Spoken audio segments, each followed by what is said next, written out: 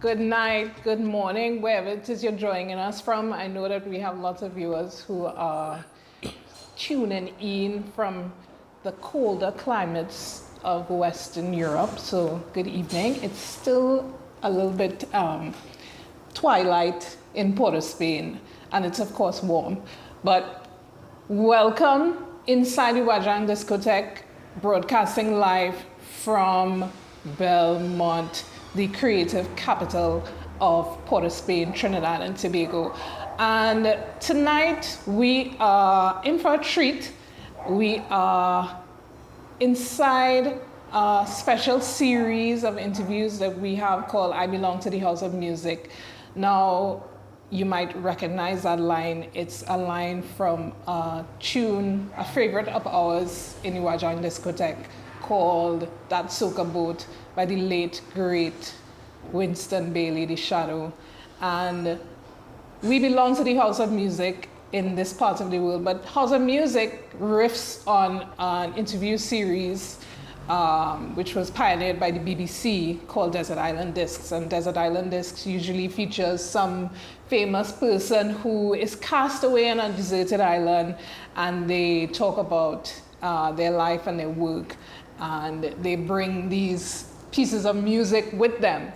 But coming from an island myself, I'm concerned about how the island that you arrive at changes you, how the island songs change you.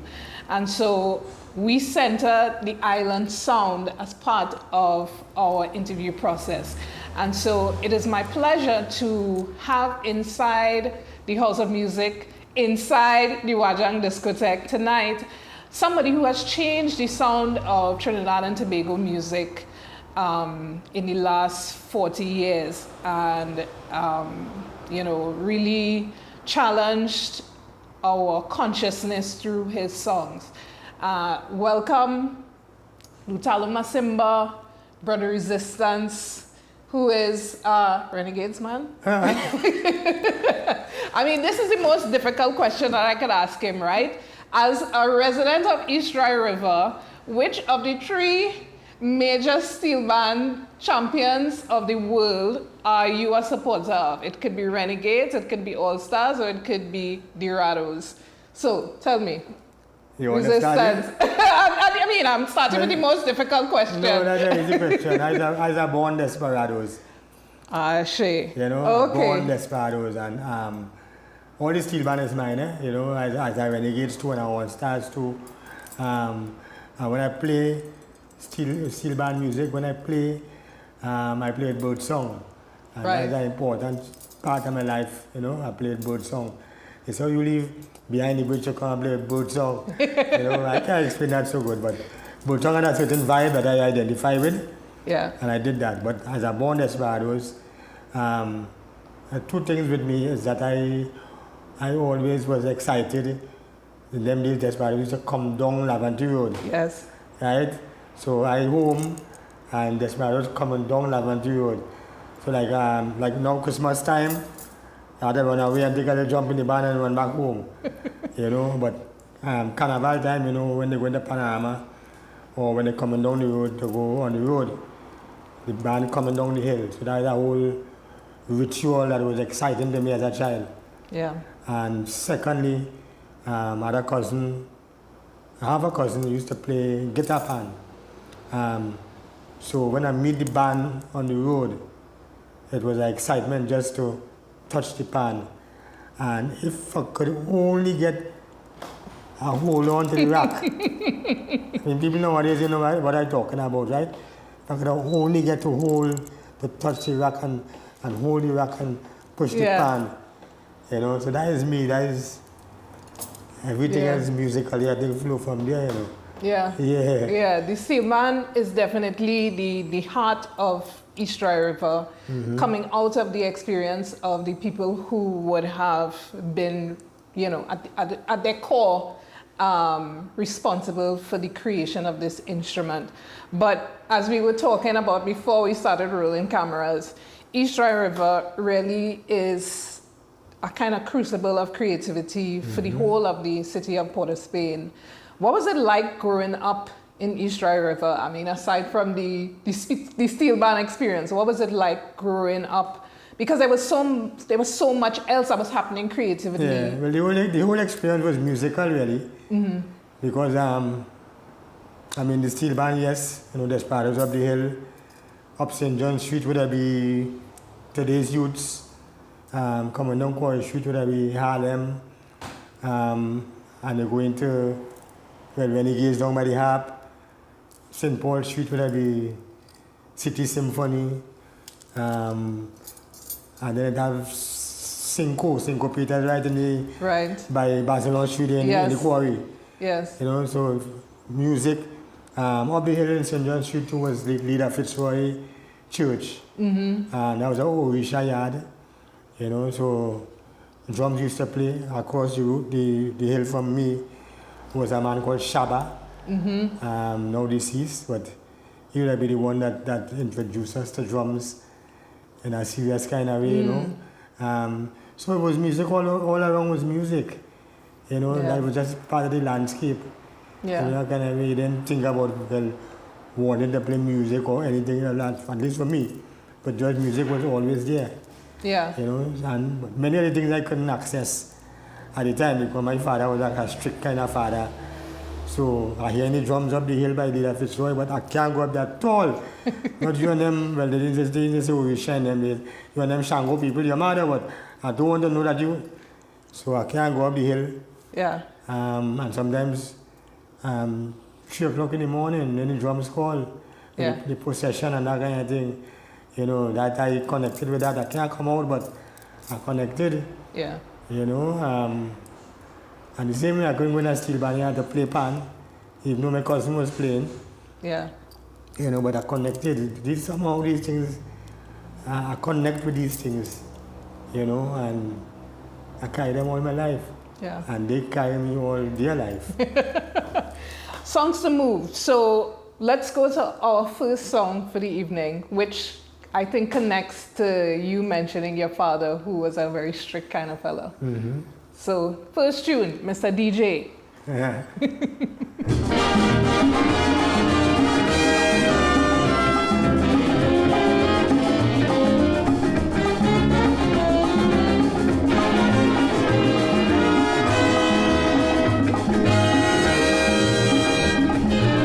Education, education, this is the foundation. Our rising population needs sound education to be recognized anywhere you go. Have your certificate to show, to enjoy any kind of happiness. Knowledge is the key to success. What year is this? Children go to school and learn well. Otherwise, later on in life, you won't catch real hell. Without an education in your head, your whole life will be pure misery. You're better off dead.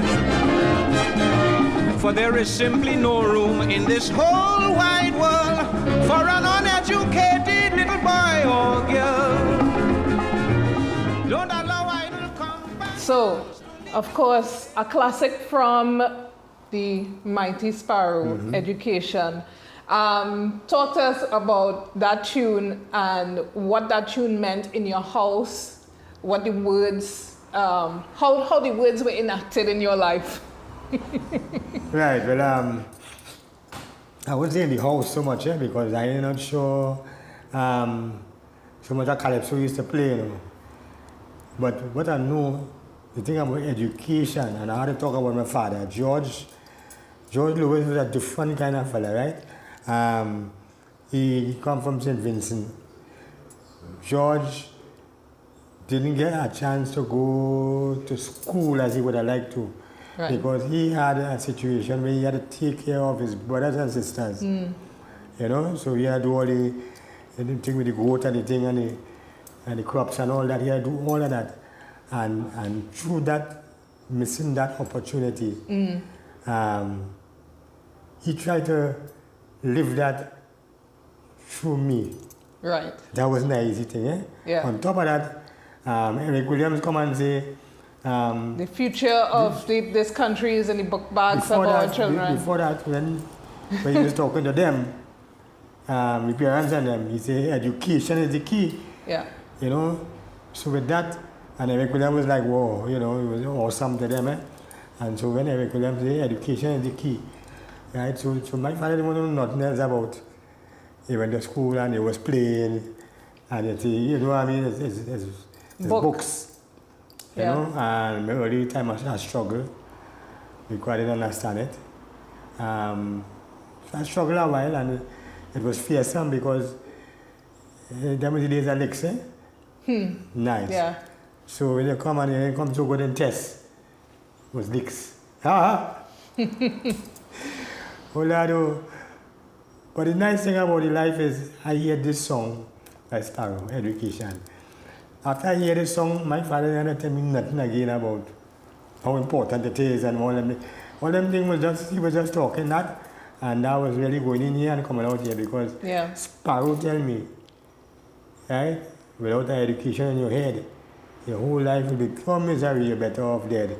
And that just stayed with me, from the first time I heard that song. I never let go of that song, you know, and that keep me. That's map out a path for me and everything, you know, and it's so important. I wish that it's a song I could be playing every day on maybe every radio station here in Trinidad Tobago for that children could get a different vibe towards a different consciousness of what education means. Education. And I mean, now that I get older, I know well beating book and thing and not education. And what we get in the schools today is not education, but the important thing is that you need these tools.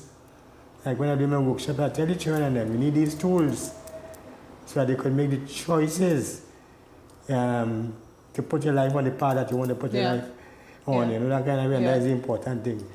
So you made good educational choices. You went to Queen's Royal College, and then after you left college, you pursued studies at UE in economics and history. Yeah. What did it mean for your father for you to pursue that education to that point? That was an important thing, the most important thing for him. And me and my brother too, right? And it was a pledge. He said to make a pledge. You know, I wanted a pledge that he would continue with the education, right? Till I go to university and things. I say, okay, Daddy. Good. Yeah. And so I come and have my first daughter. He said, but I thought we had a I said, yeah, Daddy, I'm still going. How you could go and you had a thing and mind child and doing thing because you can't deny your responsibility as a father and that kind of thing. I'm not making a joke with that, you know. I said, that's not a problem. I will deal with that. I will balance the two situations. Right? I make a pledge to you and I will keep that pledge. And so, you know, I was working at the time. I leave. That was the next month. I'll tell you myself. I was working at the Central Bank. We had some situations there. Anyways, I just leave and I went to the campus, expecting that, well, you know, university, I hear so much about universities, about free thinking and independent thought and all these different guys. So I come in there bubbling, you know, excited to be part of this mix. Only to find out that, well, there's not Lewis and Augustine, I mean. Lewis and Augustine was like, I started showing with the text, the notebook, and everything the lecturer said, they write down. Yeah. And if I ask a question that was contrary to what the lecturer said, they would get annoyed with me. So after that time, I learned not to ask no question. And worse than that, I learned not to go to class. You know, but it didn't stop me from doing what I had to do. It's just that I didn't want to get in situations where I had to argue with a lecturer. I can argue with a lecturer. He's a lecturer, I'm a student. You know, but just that some of the things I know, I hear them saying it wasn't right.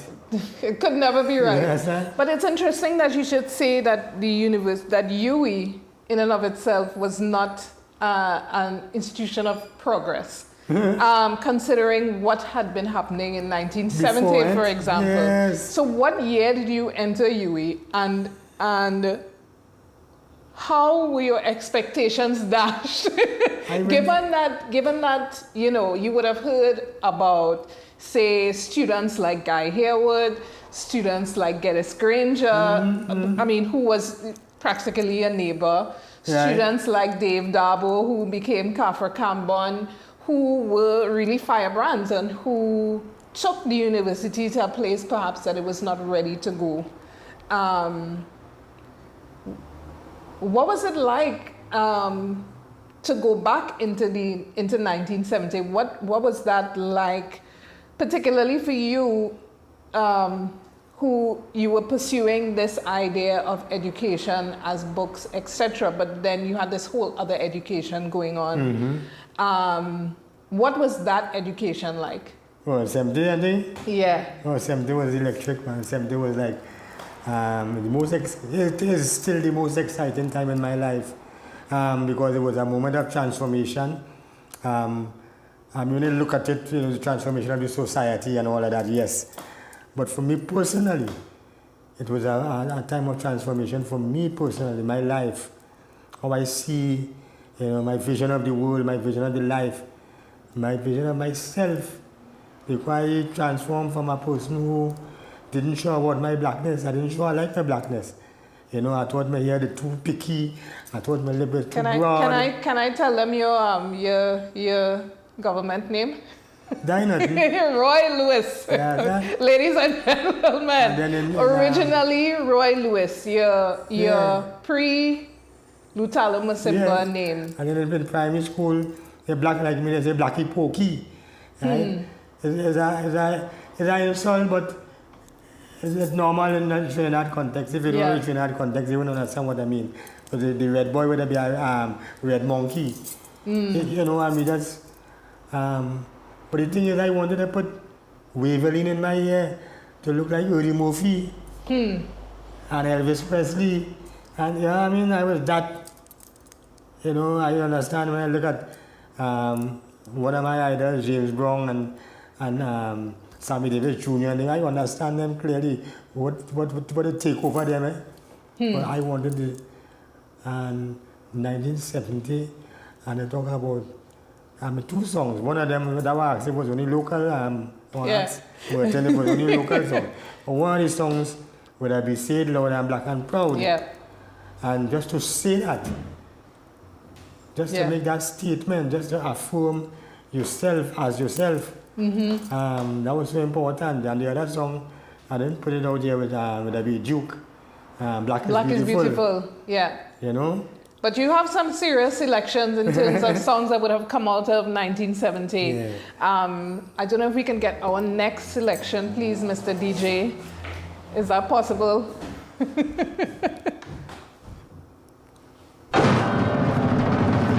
Calling out the people, the ills and the pills.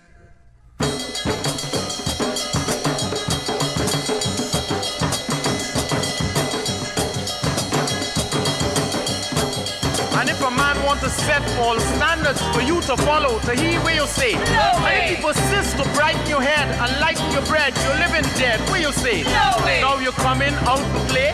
Who say? Or uniting right away. Captain say. So if a man want to set all standards for you to follow, to hear where you say. No way. If you exist just for drinking corn or bad in your head, you go heavy like lead. The corn men done, mix up the brew to sell it to you and jolly go milk you.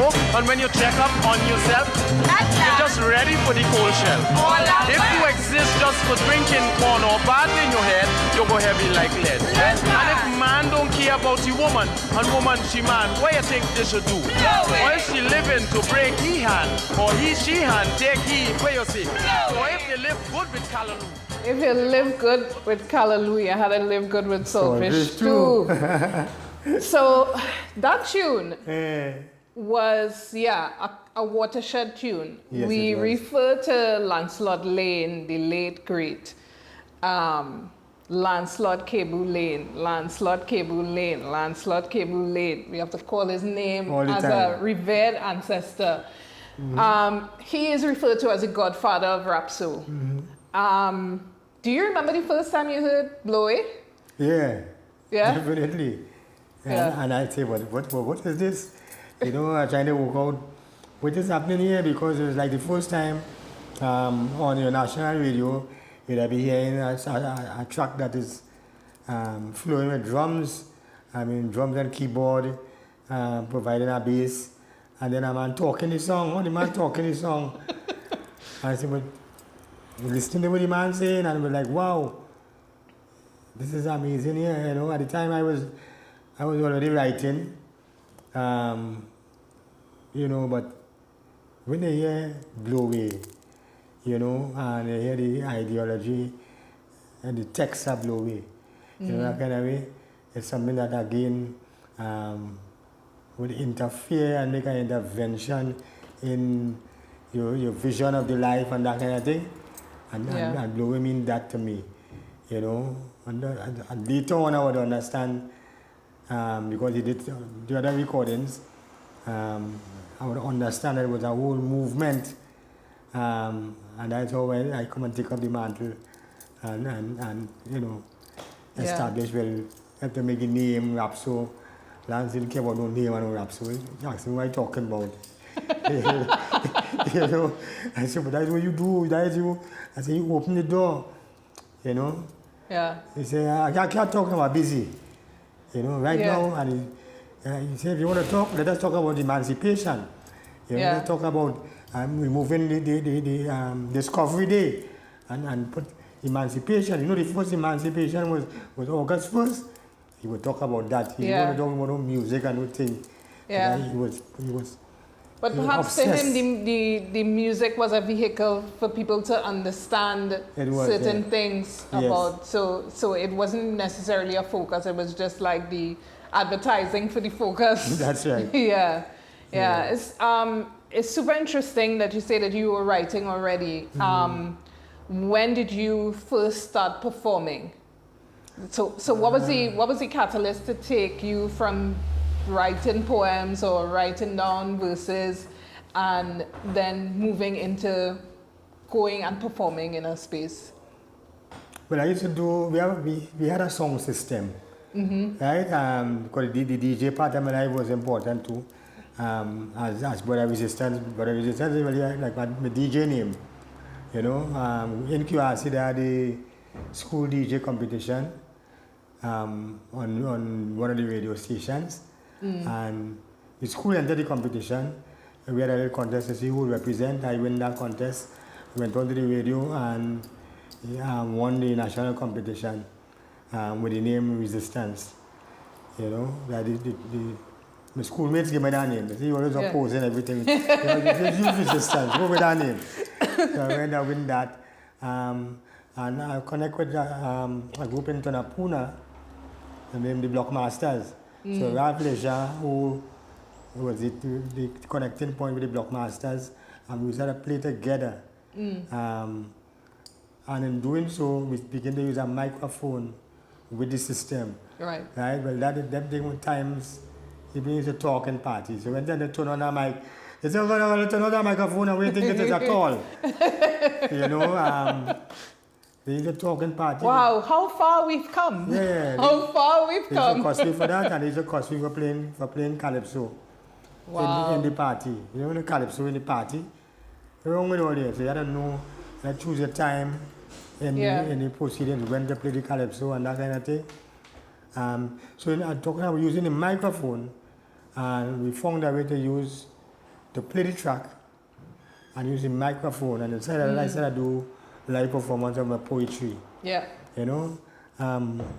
Still it wasn't what would end up being Rhapsody. Yeah. That was just me doing that thing, you know. I think it was long after when I leave school, somewhere around 1974 or somewhere there, with the Vibration, the Network Rhythm Band coming into being, we begin to do live performance of the poetry and things. Yeah, okay, Yeah. great.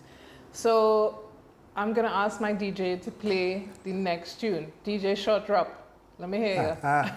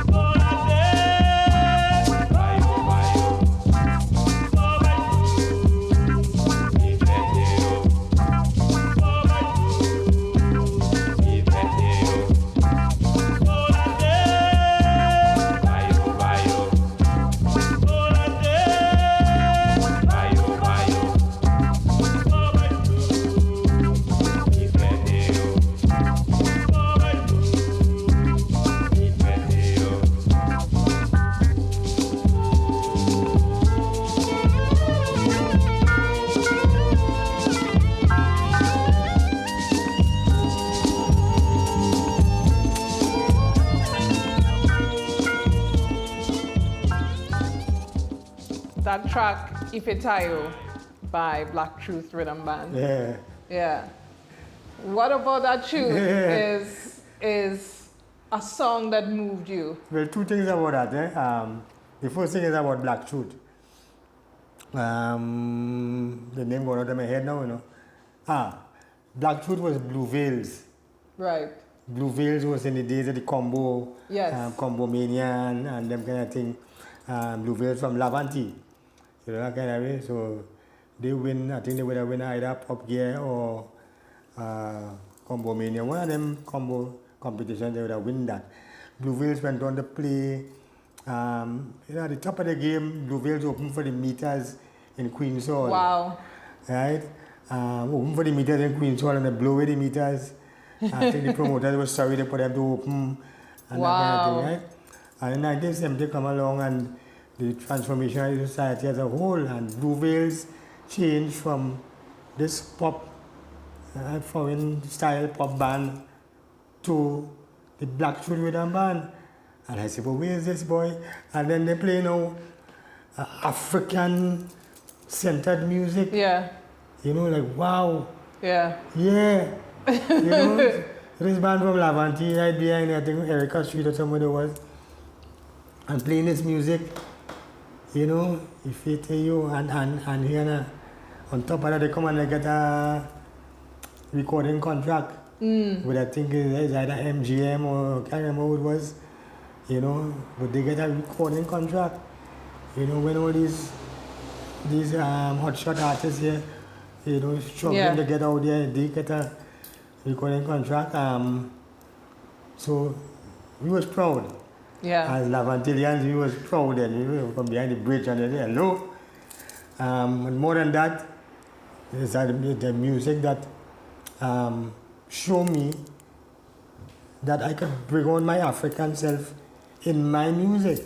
You know that kind of way? You don't like if you sound like somebody, you sound like yourself because drums used to play. Every block had a drumming group. Yeah. You know, not with our guns, but in them days it was drums, you know, and in the drumming and the chanting, you know, that is the African self was coming there. And so once you electrify that with bass and keyboard and that kind of thing, you get in that Black Truth Rhythm Band song. Yeah. You know, and when they meet emo or local emo, and you have conversations, you know, interesting conversations. And emo, as a matter of fact, went on to be the road manager for Fela Kuti. You know, I saw Fela Kuti live in Brixton Academy. Wow. Right, me and Karega, we was in Brixton that the morning, I think, and we just passing by the academy, we see the sign of called Fela boy. I wish I could have go that show.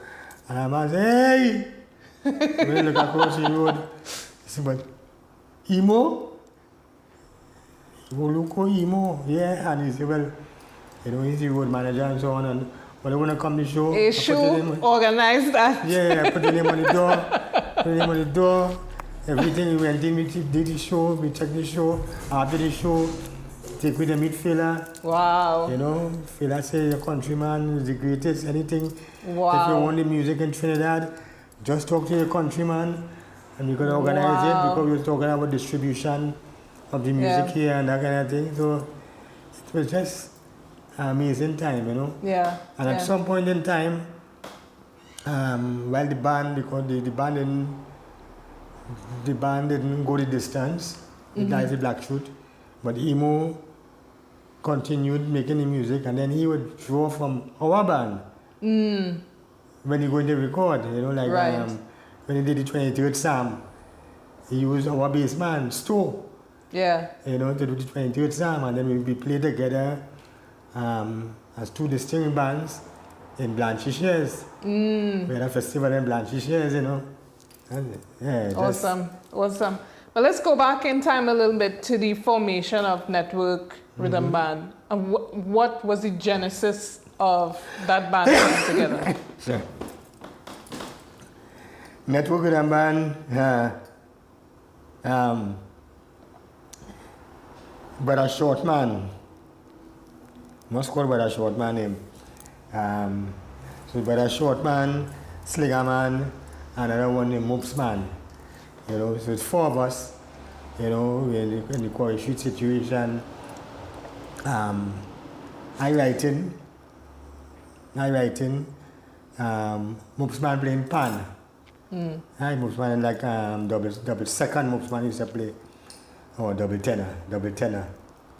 Moops man used to play. Slinger man writing, you know, so we just, when we lime in the evening, you know, we take a smoke and we relax and thing, and so the poetry had a flow, but a short man started to write. But a short man is a man, when you think a door so, a short man permanently open up the whole door and he go on through, right? Yeah, he can move the world. Yeah. So when he started to write, then he started, he put the drummers, he put the thing, and he began to explore the music in a serious kind of way. Prior to that, it was just the power of the drums. The first performance was in Barcelona Street. It was saying Barcelona Street, all they go in there with them drums and think they're playing that show, all they mad or what? People can run all here. So we go in, you know, and we go there, and the Tanka and them was playing that night too. And we play, and people accept what we was doing. You know, it's like a man had a piece named Walk and Dead. Walk and Dead ties the head. And when we tell me bust that catch. Yeah. Walk and Dead ties the head.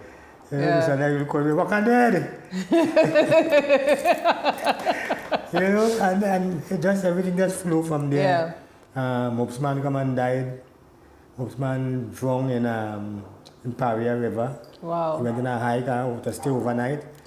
Moops man drowned in Paria River. And I think that was the moment that cement what we was doing. Because the community said the band had to continue. You know, the band must continue.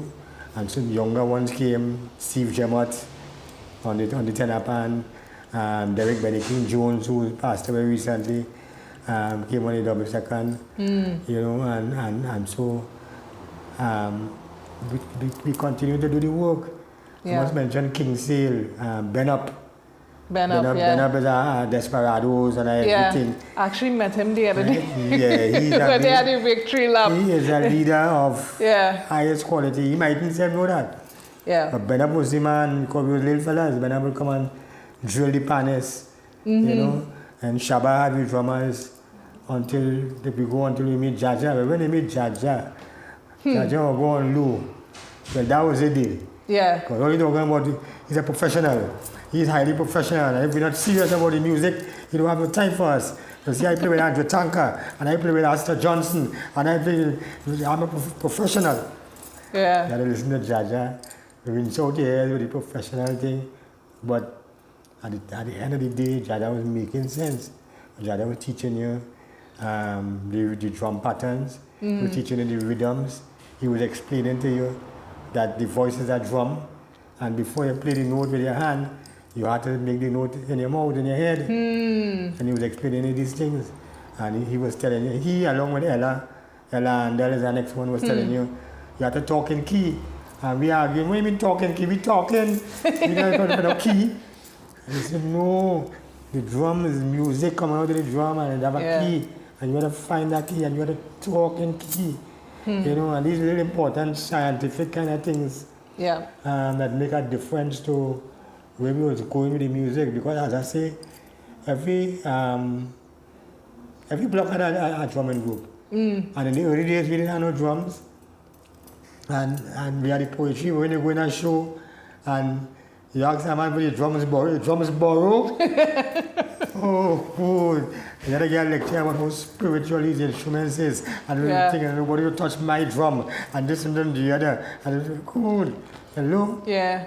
But at the end of the day, you know, you have to get your own drums.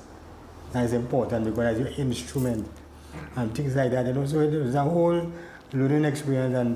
And I think Jaja will go and do, if you look for a center pole in what we was doing, he was that center pole. Yeah. You know, what the things the teachings he put on there, I carry with me to today. I could come and play with a band that don't know my music, and I would know what to tell the drummer and the rhythm section that I would like to hear. Yeah. So I could be comfortable. You know, and I was Jaja in my head. Yeah. Beautiful. Should we have our next track now? Yes.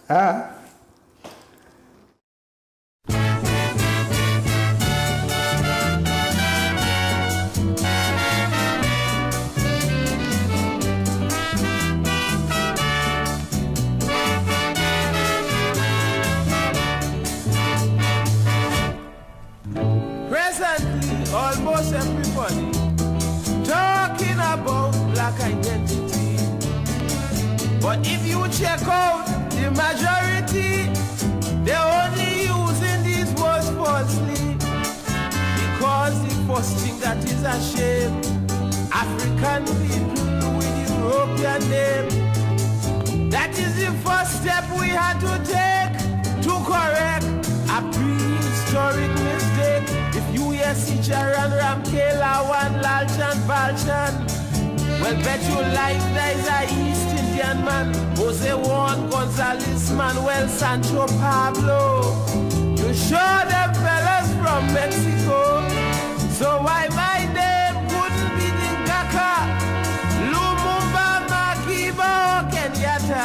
If we use these names, then we sure to be on the stairway to true black identity.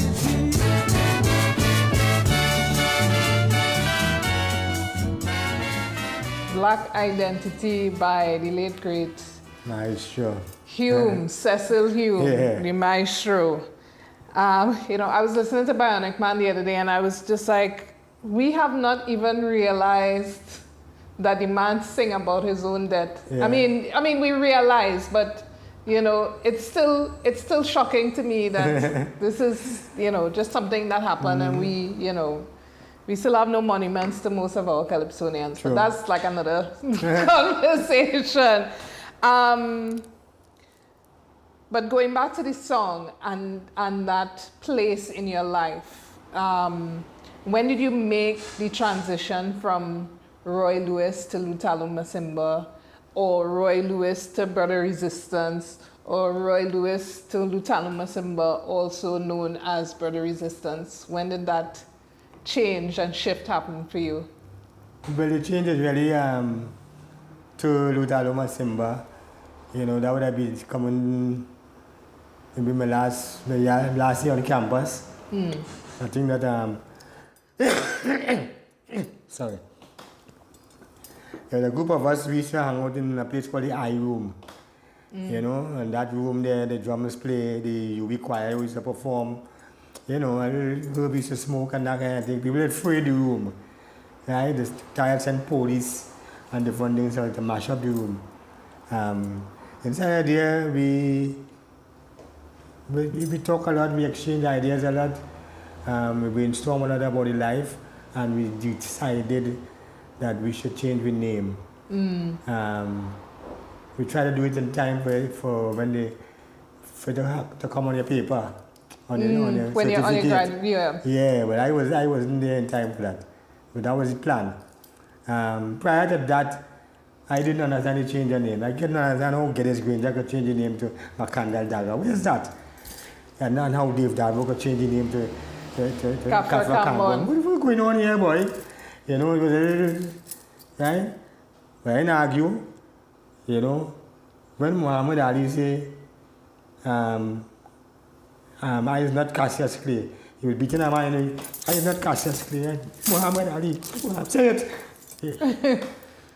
I said, oh. All that cool.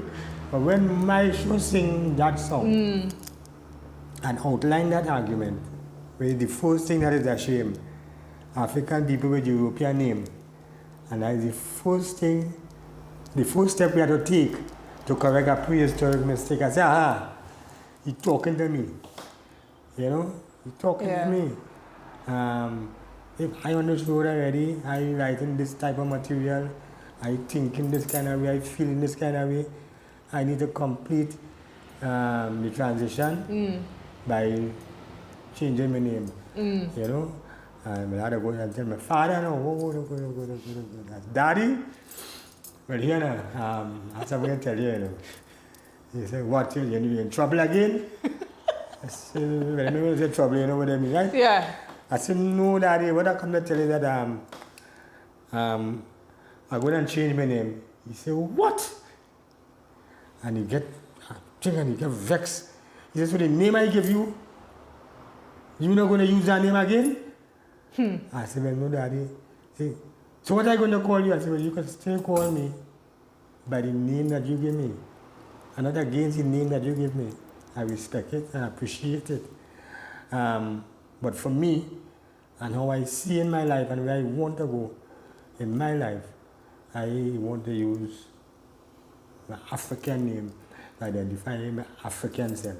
You know, and he just surprisingly, he just cool down, he accept that. You know, my mother was there too, I talked to two of them at the same time, and that was a major hurdle. And once I get over that, it was like, wow, my show is a boss, yes? Because after that, it didn't matter, you know, people tell me, think how you could change your name, people laugh at me, people quarrel with me. Even now, some people still call me by the name, I don't speak their name again, but people call me by that name just to show that they didn't know me so long, they know me. Yeah. You know, okay, well, if that is feeding your ego, no problem. You know, if I don't know you, I might not answer. You know, if you're just calling me to show your friend you didn't know my first name. Yeah. I'm not answering you. Yeah. Because that's not your name anymore. It's not my name anymore, but there are people that I went to school with, primary school, and you know, we have a nice bond still from those days, and they met, call me that. I have no problem with that. Yeah. But my show set me on that part. After it was easy, you know, like naming my children and things like that. Yeah. And now it's normal. Yeah. You know, I give thanks for that again. It's in 1970, and that transformation, you know, there's something normal that you do. You know, you have a choice then. You don't have to call your child this European name. You could choose if you want to call a child European, that's your business, your child. Yeah. Right, but you could choose. Yeah. And nothing wrong with the choice. Yeah. You know, you live for yourself. Speaking of names, though, could you talk to us a little bit about naming Rapso? Like where did the name come from? Yeah, that was what we were struggling to find a name, you know. And when I was going to school, when I was in QRC, we writing this thing, I writing this, and they had a school magazine, and I sent in my poem for the school magazine, and the English teacher reject my poem, and told me that is not poetry. Hello? I was so annoyed, you know, I mean that is not poetry. I said, but it was me and the same Ralph Blockmaster, you know. We said, well, we writing this. So if it's not poetry, no problem, keep your poetry. You gotta find a name for it. Yeah. And we through the couple of years, we struggling to find a name, you know, the closest we was a thing named Rhapsody. And when you check the dictionary, we have a word named Rhapsody, which connect with the word and the music and that kind of thing. So we said we're doing Rhapsody, you know, and then one day we went on stage, Network went on stage, we performed, we tear up the place, and when we finished, the people say, oh, wow, now you can rap, so, you know, that time Funny had the song, Soul Chick. Right. Right, how you gonna walk, so, how you gonna knock, so they say, well, how you gonna rap, so, we said, that is it. Yeah. Rap so. We call it that, and we stick with our name, and we like the business. This is what we're doing. Yeah. Afterwards, it was, you know, having to define and describe the art form. Like, you doing poetry? No, we didn't rap. So what? What is that? Then I said, I come back to use the word poetry to define it and describe it. Yeah. You know, the English language, I lock, no matter what. So you say, well, the poetry of Calypso. You say, well, the power of the word and the rhythm of the word. You see the voice of the people in the heart of the struggle for true liberation. The struggle is the same struggle for self-determination and the struggle for self-definition. So by doing that, you're saying it's more than an art form, it's an attitude, you know, and this fight against the colonial system, it continues. You mightn't see it, mightn't see it tangibly in front of your face, but you have to know that in this Trinidad Tobago here, when we're independent, we have a flag, we have the anthem, we have our own money, you know, kind of thing. But when you check the media's foreign news, foreign interviews, pushing foreign values, and all these things, like normal, you know. So if you talk about institutionalized racism here, people feel you're mad because they can't see it. If you talk about colonialism here, they say we're wrong with resistance. You know, I mean, oh, come on, man, resistance. After all these years, you're still talking that. Yeah. But the zombie is here. It's in your language, it's in everything that you do. Yeah. You know, and not that you have to reject it all, right? Because you have to embrace some of it to make your way in the jungle, right? But you have to accept and acknowledge that the struggle ain't done, you know, that kind of way. And that is the reality. Absolutely. Yeah. Track? Yeah, we could take that. Let's hear a tune.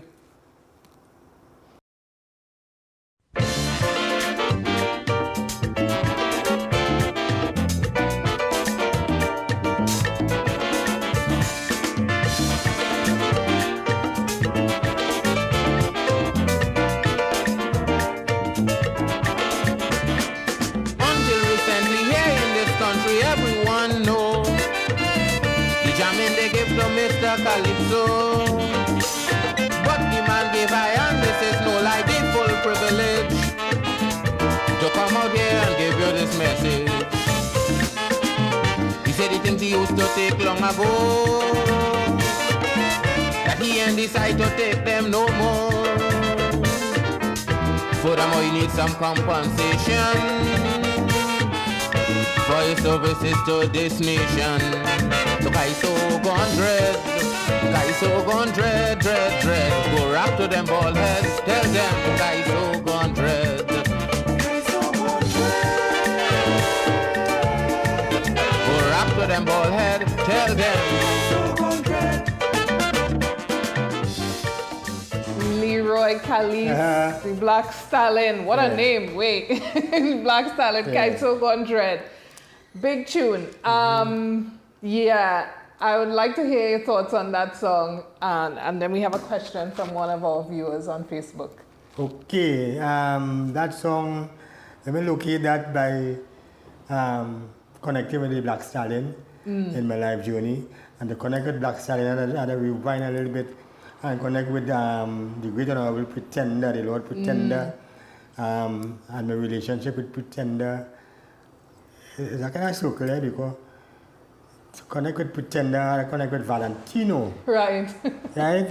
So Brother Valentino singing Dr. No, We Didn't Want a Revolution, 1971. I saying, wow, I didn't know Calypso could have sung so. Before that, I know a little chokdas. I started follow chokdas about 68 or somewhere there. Right? And that conscious kind of thing.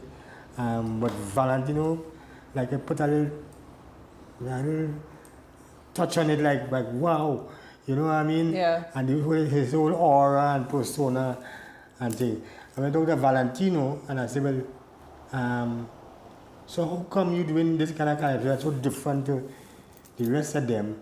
And he say, boy, you gotta talk to Pretender, you know, Pretender is the man. I said, Pretender?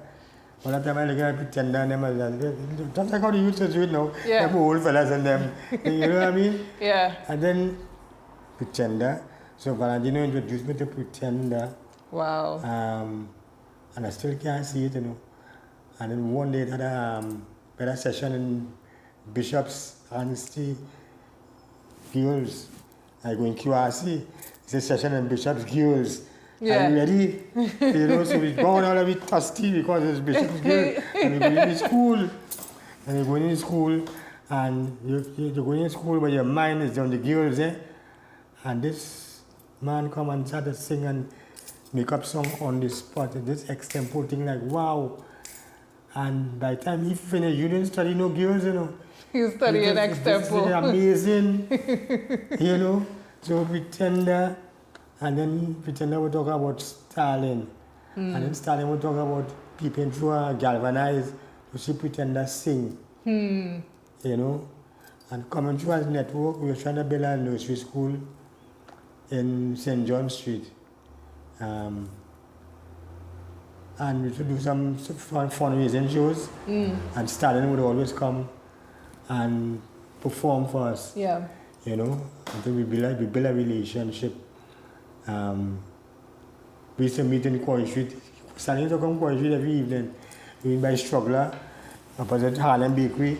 We used to only all kind of Californian passion. We talk Calypso, we talk.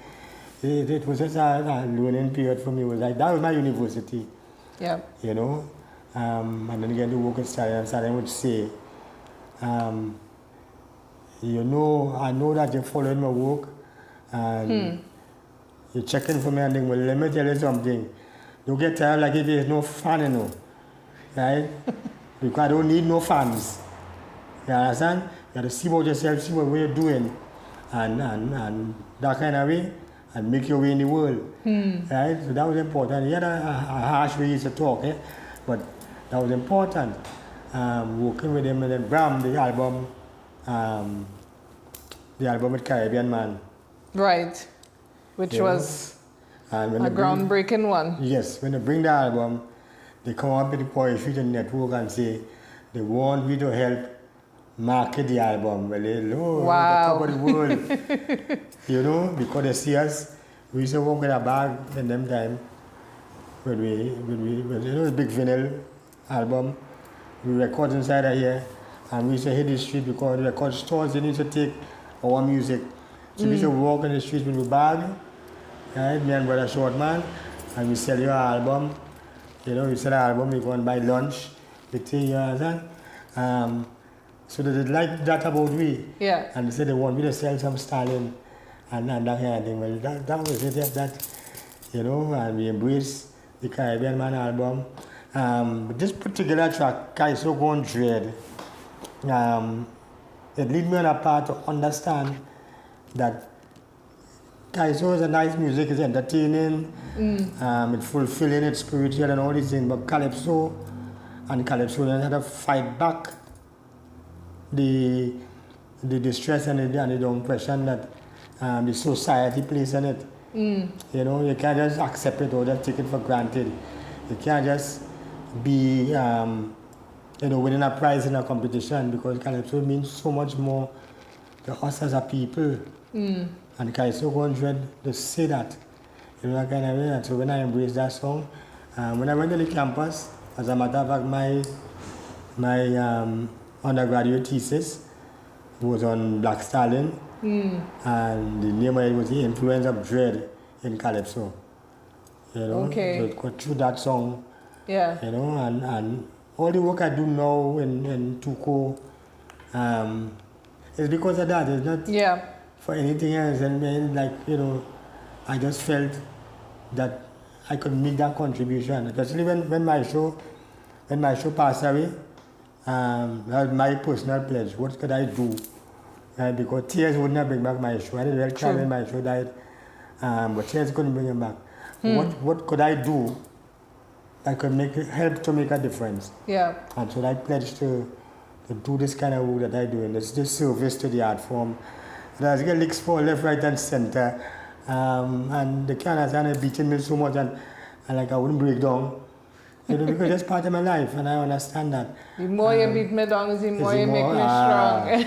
You know what I mean? So, yeah. that's Kaiso 100. Our question from Dara on Facebook: how does the way you dress and your fashion reflect your enlightenment and make a statement on your ideas about blackness?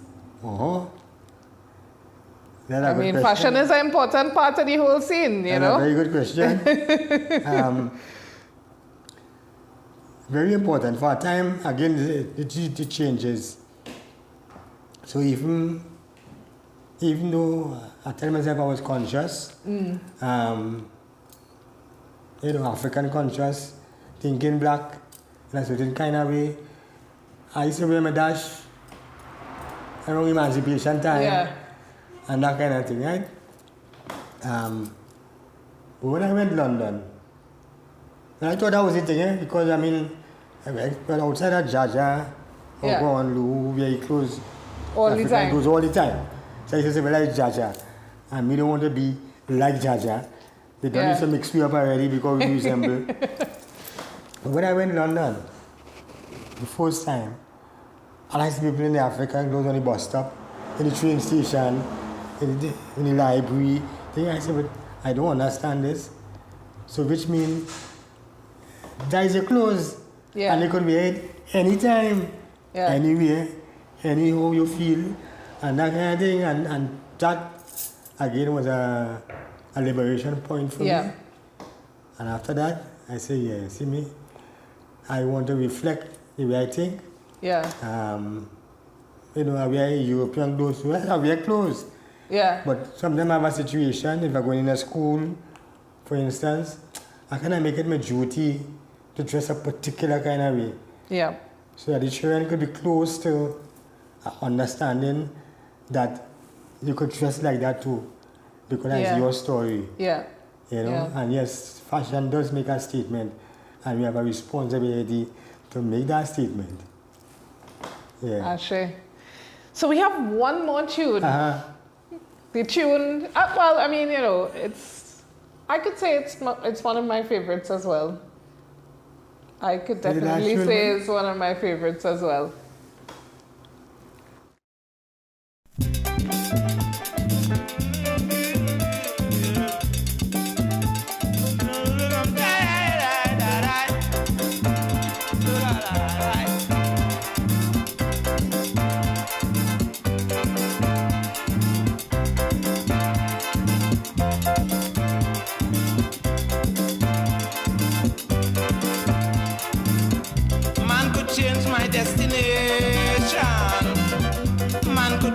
Suffocation. Man could treat me very evil. Man could get me into trouble. Man could take my wife, change my life, leave me in grief, but no man could take my belief. For I believe in the stars in the dark night. I believe in the sun in the daylight. I believe in the little children. I believe in life and its problems. Rob me, beat me, cheat me, but you can't change me. You could dig out my eye and then force me to cry. You could tell me a lie, but you can't change me. The immortal beloved Winston Bailey, The Shadow, with My Belief. I mean, I really honestly think that, you know, that the school day should start with that song. I really honestly feel like it's almost like a national hymn that should start the school day for children, you know. But anyway, maybe somebody from the Ministry of Education is listening. We could only hope. So I want to go back to East Dry River.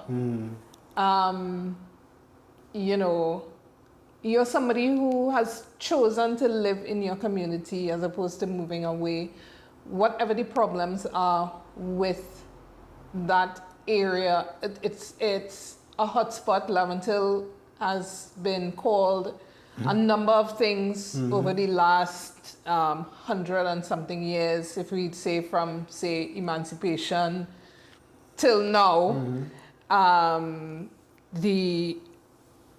And that doesn't acknowledge at all the fact, as we were talking at the beginning, that in fact that community and the communities from Belmont to East Dry River are really the crucible of creativity for Port of Spain, particularly for our carnival arts. And now there is discussion going on about redevelopment, rehabilitation, words that in other parts of the world boil down to gentrification. We've seen it happen in lots of other places. I mean, I could think about Brixton, I could think about Brooklyn, I could think about Notting Hill, I could think about, you know, there are lots of places, particularly where communities are close-knit, have a certain level of authenticity, are then changed. And this is not to say that Laventille and East Dry River don't need development, but as somebody who is definitely somebody who has been doing work in your community, and I mean, certainly your experience with Quarry Street, with Network Rhythm Band, with the destruction of that space that was set up, and I mean, I don't know how many people know the story of what happened with that, because it's certainly not something that is talked about in our community history. You know, we hear lots of things about Laventille, but we don't hear about these stories of community building and community development that happened from within the community. All of which is to say, if you had been consulted as somebody who has done community work and somebody who has been part of your community, doing creative work, doing cultural work, doing different kinds of interventions, what would be the things that you would do in your community to transform it into the place that really celebrates the good things about the community, of which there are many? That's like a whole mouthful. How many like what do you call the committee? What do the Prime Minister appoint the other day? Yeah, but the thing is, I was never consulted. I was never invited to a consultation. And most of the time when they talk Laventille, they don't call me to talk anything. I mean, and I understand that. Me want to put up a flag and say, "I'm from Laventille, call me," you know. But I think, and you mentioned it, my experience with the destruction of the network with Amban headquarters on the 27th of June 1983, you know, it was a critical thing, you know. What we had at number 9 Quarry Street, in fact, would be a prototype or a template for today's community center. That's what we had, because in that number 9 Quarry Street, they could have come out in the morning before we go on the project. We say work 10 days and thing. They come out in the morning, overjoyed, could make a cup of chocolate tea for you and fry some big plenty of oil, but we find a bake for you and that kind of thing, you know, you relax. It's a space where if you have problems with your parents, right, you could have come out and breeze out and have a conversation. If you have challenges in the domestic life, you could have come there. We had a sewing machine, we had ice cream pails, and we had a shoemaker unit. Everything in that space there besides playing the music. You know, so what it was, and we didn't set out with no plan, and you know, we did no development plan, you know, we just go into that. And it sort of emerged out of the needs of the community Yes. and what was being expressed by people who That's were right. benefiting from it. Yes, and that's how we were. So today now, although the things have changed a lot, but it would seem to me that when you look at our experience, you look at, well, of course, when it's in June 1983, when they come and they demolish the building and they take away all the instruments, they take away all the equipment, all the shoemaker lass and the ice cream pail and everything, the drums that we represent the country at Carry Festa with, the steel drums and the dodo on them. They take all of that, they back about 3 garbage truck and they drive out the country with that. We wrote the ombudsman, we wrote the minister of culture, we wrote the prime minister, we wrote the president of the republic, everything, but nobody never take me on. And I just want to interject that what was at the site before was a dump. Garbage dump. It was a garbage dump. It was a garbage dump, and we did a cleanup campaign in the community because as youth and then we fed up the place, the way how this place located and how the place feeling. And we say, okay, Sunday morning we're coming out, right? And we're going to clean up this community. And when we clean up that garbage dump, we realize a whole serious piece of land. Of course, the piece of land, it would have owner. If we don't say that we were so rebellious that we wanted to take over the land, we searched out the owner, we offered to purchase the land. But the laws of Trinidad Tobago say we are a youth group. We don't have any legal standings. We can't purchase land. You know, that kind of way. And then the government intervened and said, well, okay. And they gave us letters encouraging us to stay on the land and so on. And when the lady take me to court, and the matter called and put off, and eventually the magistrate said, the judge said, we're good to go. Let's say, what's happening here now? We say, well, Your Honor, this is the case. He said, well, it's the courthouse. The government not above the law. And we look around for the lawyer because we was, what is called legal aid now.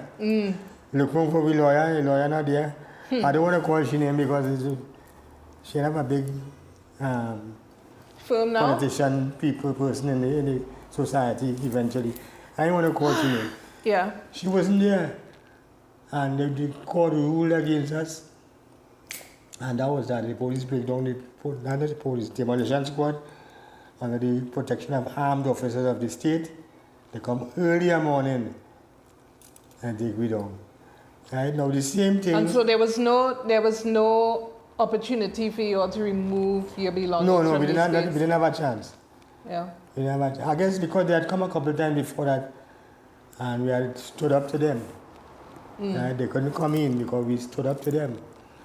You know, you look at Brother Book with the St. Joseph Road Youth Movement, and they would have a similar situation with their headquarters, and a number of places where the steel barnyards, for instance, you know, that where, you know, people grow this situation, and now we're talking about redeveloping. The important thing is to redevelop East Port of Spain, or the Port of Spain, the city of Port of Spain. You have to acknowledge the power of East Port of Spain. And as you say, over 100 years, because you're talking about that is where the Port of Spain community lives. It have other places where people used to live in the center of town, yes. But the heart of Port of Spain is where the East Dry River, you know. And if you follow the history, they come and they move the river, right? But the river used to run more central. They move the river and back off all these people. And who was the people in the back there? The people in the back there, of course, would be the liberated African population who leave the plantation, who came to the city and decided to make their home in the hills. you know. And if you don't accept and understand that, and therefore be sensitive about what we're going to do, then you're going to do what you want to do anyhow. And as I said, but the word gentrification is the term, and it will be a loss to Port of Spain, you know, because there's so much power, there's so much passion, there's so much beauty, so much music, so much everything. And I think the challenge would be to find a way how you incorporate this into the Port of Spain city to bring back a life in the city. Well, nobody asked me for my opinion. So I heard the Prime Minister say that you call out the slums, the anti-slum ordinance. Yeah. Well, I didn't sure if I live in a slum, you know. But I heard that, it shook my heart. But I say I'm not into politics. And as you raise your voice, they say, you see, he's opposition. You know, well, left hand and right hand, and two of them is the same thing, really. Yeah. So I don't go down that road. I more embrace my cultural space. I embrace the politics of the culture. And I respect that. And at the same time, I just do what I do and focus that way, because we have a political culture here that it is bleed the population, and it's so much as carrying out the dictates of the colonial system, and it is embarrassing. And look at them, a lot of them I went to school with, and I say, wow, you know, we used to walk the same ground, we was in the same classroom, and now they come out, they are managers of the system, and they even understand, you know, the importance of the job that they have. You know, they go to the foreign countries, to the metropole, and they see all these nice systems, buses running on time in Toronto and things like that, and everybody else have water and things like that, and you come back home in your own land and you just like, well, wow. I mean, perhaps, you know, it is a thing about us not deserving it, because we still have not reached a point of sophistication or civilization. This is how I genuinely feel. I mean, I remember seeing you perform in the 90s, and you had a poem about water, about Water, Master, water. But I think we are out of time, professional. Just as the talk started to get hot. Yeah. But just to say thank you so much for your song choices, but also the songs you have chosen to share with us, the songs and the poems that you have created and gifted to all of us, the way that you have used your education, your economics and history degree to tell us about Columbus and his dirty ways, to tell us about nature, to tell us about economics, to communicate certain things to us in song in a way that is authentic, in a way that is of us. And thank you again, and keep fighting the good fight, keep resisting. Thank you for having me. Give thanks. Bless.